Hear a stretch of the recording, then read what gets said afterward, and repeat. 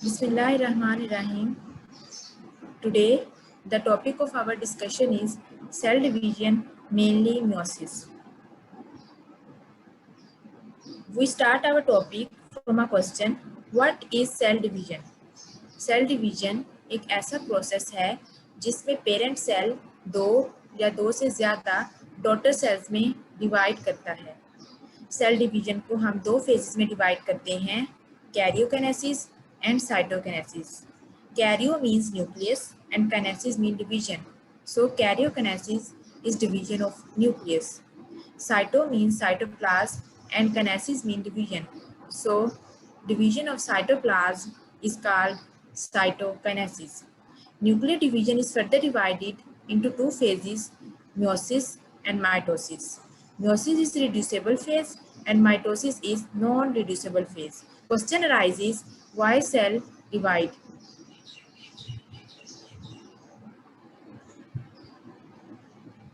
There are many aspects that shows this division of cell, but major are reproduction, growth, repair and renewal. हमें पता है कि reproduction दो तरह की होती है, सेक्सुअल रिप्रोडक्शन और एसेक्सुअल रिप्रोडक्शन। सेक्सुअल रिप्रोडक्शन में मेयोसिस होती है, जबकि एसेक्सुअल रिप्रोडक्शन में माइटोसिस होती है।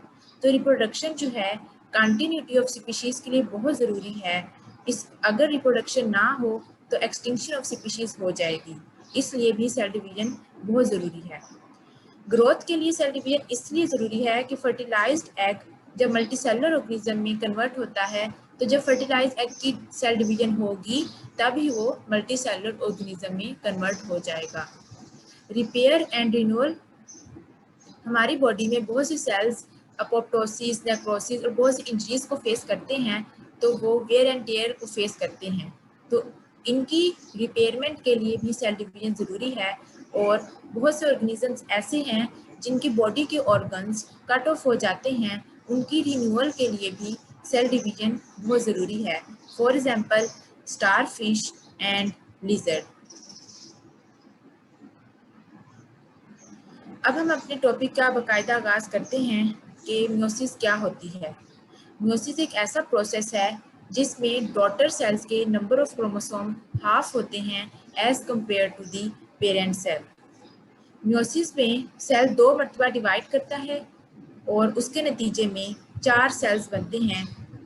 मेयोसिस को हम ये कह सकते हैं कि मेयोसिस एक मिरेकल है जिसमें डिवीजन के बावजूद सेल मल्टीप्लाई कर रहा है। मेयोसिस सबसे पहले एक जर्मन बायोलॉजिस्ट ऑस्कर हर्टविग ने 1876 में सी अर्चिन एग में डिस्कवर की थी, and you can see the picture of that guy. Meiosis को फर्दर टू फेजेस में डिवाइड किया जाता है, meiosis 1 and meiosis 2। Meiosis 1 is a reduction division while meiosis 2 is an equational division.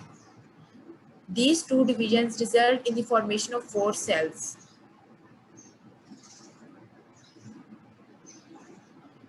Meiosis के बारे में हमें कुछ चीज़ों का पता होना चाहिए।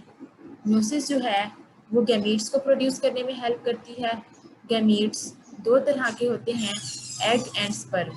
मेयोसिस जो है वो जर्म सेल्स ऑफ ऑर्गेनिजम्स में होती है। मेल्स में ये टेस्टिस में होती है और फीमेल्स में ये ओवरीज में होती है। Meiosis is a continuous process just like mitosis. अब हम मेयोसिस को ह्यूमंस के अंदर देखते हैं कि ये कहाँ पे होती है। मेल्स में जो मेयोसिस है उसको हम स्पर्मेटोजेनेसिस कहेंगे। स्पर्मेटोजेनेसिस मेल्स में जो टेस्टिस होती हैं उनकी जो सेमिनिफेरस ट्यूब्यूल्स होती हैं वहाँ पर स्पर्मेटोगोनियम सेल मौजूद होते हैं। स्पर्मेटोगोनियम सेल मैच्योर करते हैं प्राइमरी स्पर्मेटोसाइट में, और प्राइमरी स्पर्मेटोसाइट एक डिप्लॉइड सेल है। प्राइमरी स्पर्मेटोसाइट में मेयोसिस 1 होगी और ये दो सेकेंडरी स्पर्मेटोसाइट्स में डिवाइड हो जाएगा। सेकेंडरी स्पर्मेटोसाइट्स हैप्लॉइड सेल्स हैं और सेकेंडरी स्पर्मेटोसाइट्स में मेयोसिस 2 होगी, तो उसके नतीजे में 4 स्पर्मेटिड्स बन जाएंगे। ये जो स्पर्मेटिड्स होते हैं ये डिफरेंशिएट होते हैं 4 स्पर्म्स के अंदर। अब हम मेयोसिस को फीमेल्स के अंदर देखते हैं। फीमेल्स में ओवरीज के अंदर ओगोनिक सेल्स मौजूद होते हैं और ओगोनिक सेल जब मेच्योर होते हैं तो प्राइमरी ओसाइट में कन्वर्ट हो जाते हैं। प्राइमरी ओसाइट एक डिप्लॉइड सेल है। प्राइमरी ओसाइट में म्योसिस 1 होती है तो उसके नतीजे में सेकेंडरी ओसाइट बन जाता है और सेकेंडरी ओसाइट के साथ साथ फर्स्ट पोलर बॉडी भी बनती है। सेकेंडरी ओसाइट पे म्योसिस 2 होगी तो उसके नतीजे में ओवोटिड और सेकंड पोलर बॉडी बनेगी। Ootid then further differentiate into the ovum. हमें पता है कि जो गैमीट्स यहाँ पे प्रोड्यूस हुए हैं वो सारे के सारे हैप्लॉइड हैं।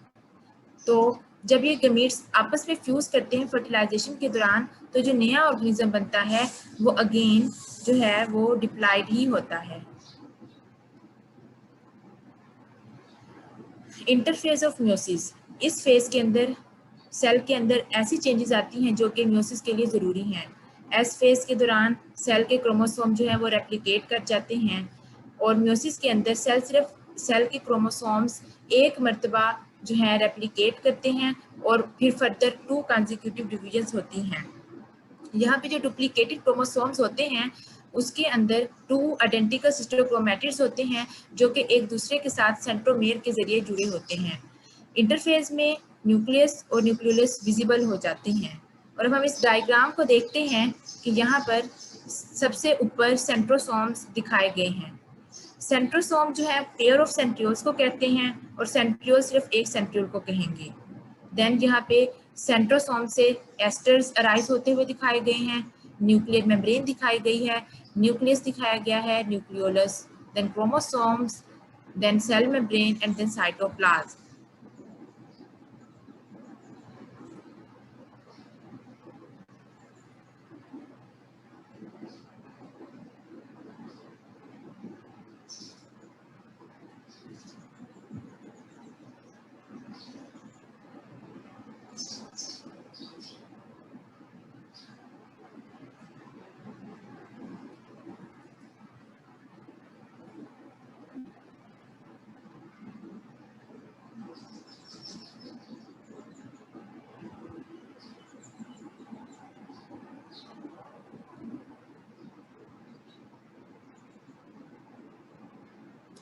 अब हम म्योसिस 1 को फर्दर देखते हैं कि म्योसिस 1 को हम कितने हिस्सों में डिवाइड करते हैं।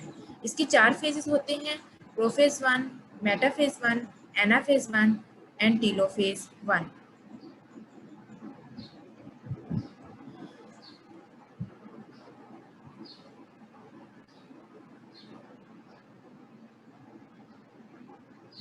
म्योसिस की प्रोफेज 1 को स्टार्ट करने से पहले हमें कुछ टर्म्स का पता होना चाहिए। सबसे पहले होमोलोगस क्रोमोसोम्स। होमोलोगस क्रोमोसोम्स ऐसे क्रोमोसोम्स होते हैं जो कि एक दूसरे से सिमिलर तो होते हैं लेकिन आइडेंटिकल नहीं होते। Similar but not same. Synapses, जब होमोलोगस क्रोमोसोम्स पेयर की शक्ल में मौजूद होते हैं तो इस प्रोसेस को हम सिनेप्सिस कहते हैं। एक पेयर्ड होमोलोगस क्रोमोसोम्स को हम बाइवेलेंट कहते हैं। बाइवेलेंट का दूसरा नाम टेट्रॉड है। टेट्रॉड 2 क्रोमोसोम्स पर मुश्तमिल होता है, यानी दूसरे लफ्जों में इसमें 4 क्रोमैटिड्स होते हैं। 1 chromosomes coming from each parent. Crossing over एक ऐसा प्रोसेस है जिसमें होमोलोगस क्रोमोसोम्स की नॉन सिस्टर क्रोमैटिड्स आपस में एक्सचेंज करती हैं अपने सेगमेंट्स को। इसके नतीजे में जेनेटिक वेरिएशंस आती हैं। क्याज़मेटा, point of contact between non-sister chromatids of homologous chromosomes is called chiasmata.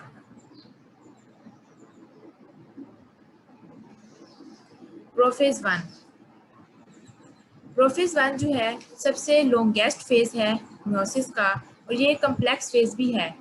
90% meiosis का जो पार्ट है वो प्रोफेज 1 में परफॉर्म होता है और प्रोफेज 1 को हम लाइट माइक्रोस्कोप के अंदर देख सकते हैं। प्रोफेज 1 को हम फर्दर 5 फेजेस में डिवाइड करते हैं। Leptotene, zygotene, pachytene, diplotene, diakinesis. Leptotene में क्रोमोसोम्स वाज़े होते हैं और कदरे पहले की निस्बत छोटे और मोटे हो जाते हैं। जाइकोटीन में होमोलोगस क्रोमोसोम्स की पेयरिंग स्टार्ट होती है, यानी कि सिनेप्सिस स्टार्ट होती है। पैकिटीन में होमोलोगस क्रोमोसोम्स की पेयरिंग कंप्लीट तो हो चुकी होती है और साथ ही साथ क्रॉसिंग ओवर का प्रोसेस भी शुरू हो चुका होता है। डिप्लोटीन में पेयर्ड क्रोमोसोम्स एक दूसरे को रिपेल करना शुरू कर देते हैं, और डायकिनेसिस में एट द एंड क्रोमोसोम्स एक दूसरे से सेपरेट हो चुके होते हैं और जो है कंडेंसेशन ऑफ क्रोमोसोम्स मैक्सिमम हो जाती है।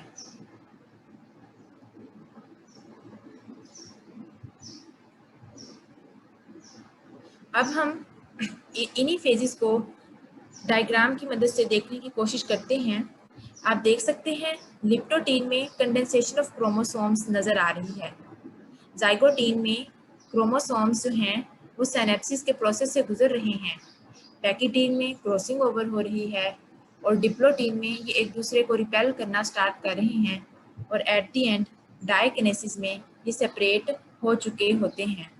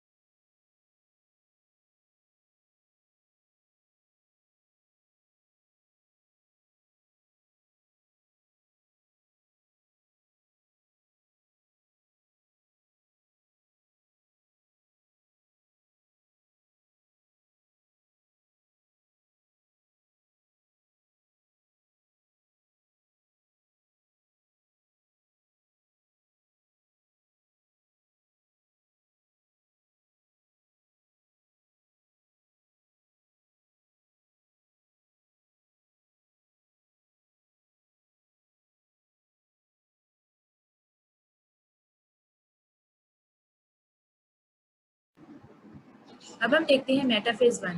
मेटाफेज 1 में होमोलोगस क्रोमोसोम्स इक्वेटर पर अलाइन होते हैं और यहाँ पर इंडिपेंडेंट असॉर्टमेंट का प्रोसेस भी होता है। जो मेटाफेज 1 है ये शॉर्टेस्ट फेज है मियोसिस का। यहाँ पे एक पॉइंट है which is to be ponder, each kinetochore gets one fibre from each pole.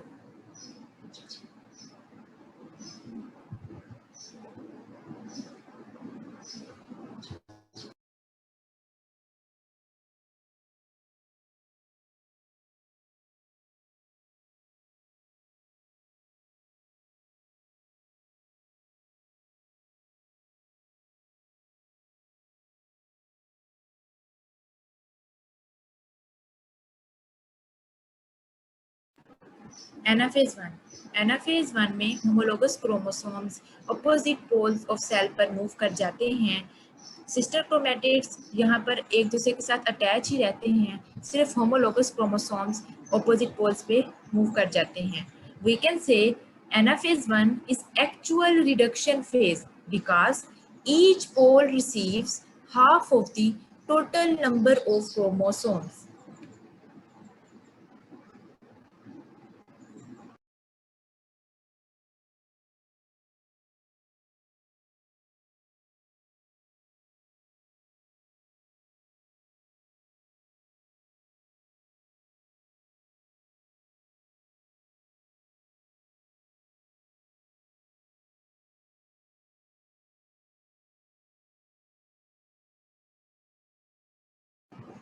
Telophase 1।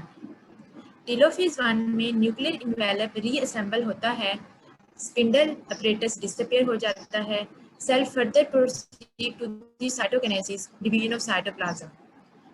It is also to be noted that chromosome may condense during this phase. During this phase हम इसमें यहाँ पे देखते हैं कि telophase में cleavage furrow का process होता है। टीलोफेज के बाद जब सेल ने डिवाइड करना है तो क्लीवेज फरो का प्रोसेस कैसे होता है हम यहाँ पे देखेंगे। हमें पता है क्लीवेज फरो के दौरान एस्ट्रल माइक्रोट्यूब्यूल्स इक्वेटोरियल प्लेट पे सिग्नल सेंड करती है एक्टिन और मायोसिन को, और उन्हें ऑर्डर करती हैं कि वो कंट्रैक्ट हो जाएं।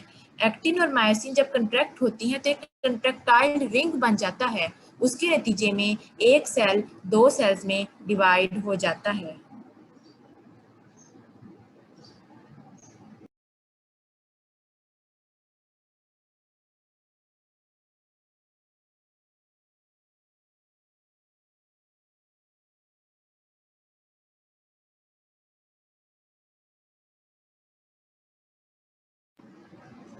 म्योसिस 1 हमारी कंप्लीट हुई जाती है। अब हम म्योसिस 2 को स्टार्ट करते हैं।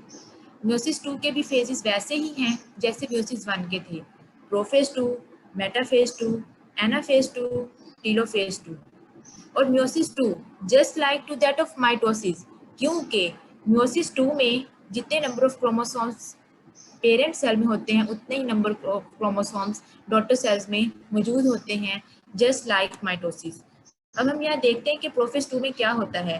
प्रोफेज 2 के अंदर क्रोमोसोम जो है वो कंडेंस हो जाते हैं और माइटोटिक अपरेटस बन जाता है। मेटाफेज 2 क्रोमोसोम्स इक्वेटर पर अरेंज हो जाएंगे। एनाफेज 2 में सिस्टर क्रोमैटिड्स ऑपोजिट पोल्स पे मूव कर जाएंगी और टीलोफेज 2 के अंदर जो है वो सेल डिवाइड होना स्टार्ट हो जाएगा और एट द एंड साइटोकिनेसिस में जो है वो 4 haploid cells with half number of chromosomes than that of their parents will form. अब हम म्योसिस 2 को इस डायग्राम की मदद से देखने की और समझने की कोशिश करते हैं। यहाँ भी हमारे पास प्रोफेज 2 में 2 सेल्स दिखाए गए हैं। प्रोफेज 2 के अंदर जो है वो सेल्स न्यूक्लियस के अंदर मौजूद हैं। देन मेटाफेज 2 में जो है क्रोमोसोम्स इक्वेटर पे अलाइन हो जाएंगे और एनाफेज 2 में इनके सिस्टर क्रोमैटिड्स ऑपोजिट पोल्स पे चले जाएंगे और टीलोफेज 2 के अंदर जो है सेल की डिवीजन की तैयारी शुरू हो जाती है और साइटोकिनेसिस में जो सेल्स हैं वो दोनों सेल्स फर्दर 2 सेल्स में डिवाइड हो जाएंगे और at the end 4 haploid cells हमें मिल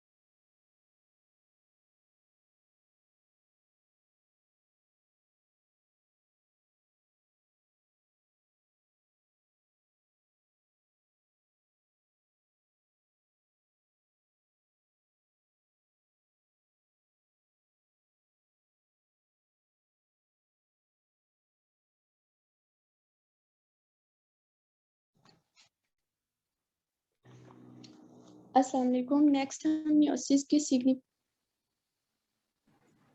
आयशा वो रिकॉर्ड होना बंद हो गया है, आप शायद दोबारा से रिकॉर्ड करेंगे।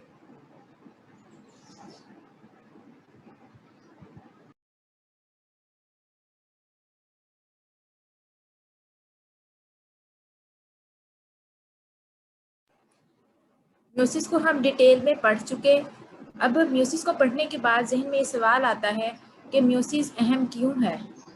म्योसिस की इम्पोर्टेंस हम इस तरह बयान कर सकते हैं कि म्योसिस हर इंडिविजुअल, हर ऑर्गेनिज्म में करेक्ट नंबर ऑफ क्रोमोसोम्स को डिटरमाइन करती है।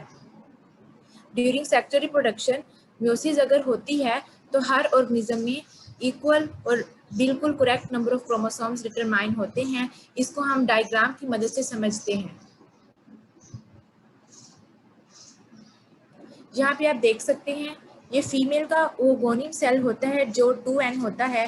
जब उसमें म्योसिस होती है तो वो एग बन जाता है जो कि हैप्लॉइड है।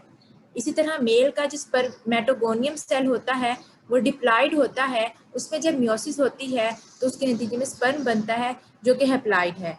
ये दोनों हैप्लॉइड सेल्स एग और स्पर्म जब फ्यूज करते हैं फर्टिलाइजेशन में तो उससे एक डिप्लॉइड जाइगोट सेल बन जाता है। ये जो जाइगोट होता है इसमें जब माइटोसिस होती है तो उससे एक इंडिविजुअल प्रोड्यूस हो जाता है। यहाँ पे म्योसिस हो रही है तो इससे हर नए ऑर्गेनिज्म के अंदर उतने ही क्रोमोसोम नंबर मेंटेन हैं। फर्ज करें मेल के अंदर 46 थे, फीमेल में भी 46 थे, तो म्योसिस के नतीजे में दोनों में पहले हाफ हुए, देन फिर वो कंबाइन जब हुए तो जो ऑर्गेनिज्म बना उनमें दोबारा 46 हो गए। अगर म्योसिस ना होती तो फिर ये क्रोमोसोम नंबर हाफ ना होते तो फिर जो नया ऑर्गेनिज्म बनता उसमें बहुत ज़्यादा क्रोमोसोम्स हो सकते थे। अगर हम इसी की एग्जांपल लें 46 फीमेल से आते 46 मेल से आते, ये कंबाइन करते तो जो नया ऑर्गेनिज्म था उसमें तकरीबन 92 क्रोमोसोम होते। इस तरह तो क्रोमोसोम्स नंबर जो हैं वो इंक्रीज करते जाते और कोई नई स्पीशीज बनती जाती और वो जो है उस स्पीशीज की वो अपनी इंपॉर्टेंस खो देती। नेक्स्ट पॉइंट, अब जो म्योसिस की इंपॉर्टेंस का दूसरा पॉइंट है वो ये कि म्योसिस जेनेटिक वेरिएशन में भी बहुत अहम किरदार अदा करती है। हमने पढ़ा है प्रोफेज 1 में क्रॉसिंग ओवर होती है तो वहाँ पे भी जो है म्योसिस जेनेटिक वेरिएशन लेके आती है, जेनेटिक तब्दीलियाँ आती हैं ऑर्गेनिज्म में। इस तरह म्योसिस का बहुत अहम किरदार है और ये म्योसिस जो है ये एवोल्यूशन के लिए एक रॉ मटेरियल के तौर पे एक्ट करती है, हम ये कह सकते हैं, क्योंकि ये जेनेटिक वेरिएशन लेके आती है। जब वेरिएशंस आती हैं तभी एवोल्यूशन आती है।